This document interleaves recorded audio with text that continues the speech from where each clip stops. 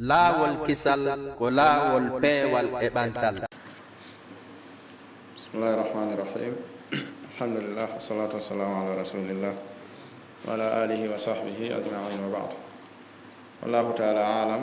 Ɓe maaki wo ɓe humpitike hino wi'e wondema toragol neɗɗo on kaka nder julde makko ɓuri moƴƴude.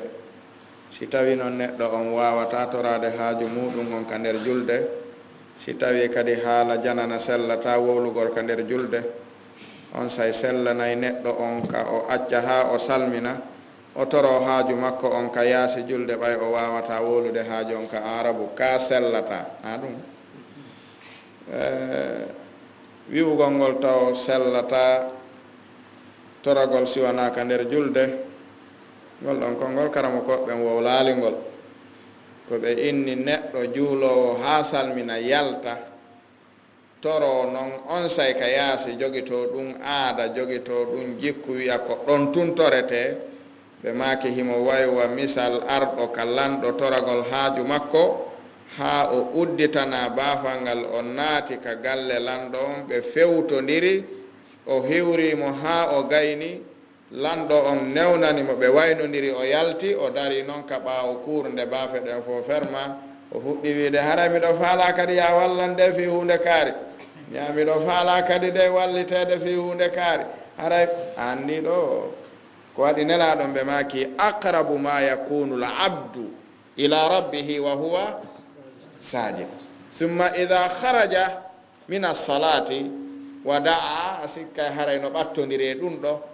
ay no jeeya karamo ko ɓe waɗuɓe ngal misal Cheikh Abdoul Aziz bun Abdillahi bun Baz rahimahullahu taala hollugol toragol kaka nder julde ɓuri moƴƴude kono hollali toragol ka yaasi julde moƴƴa.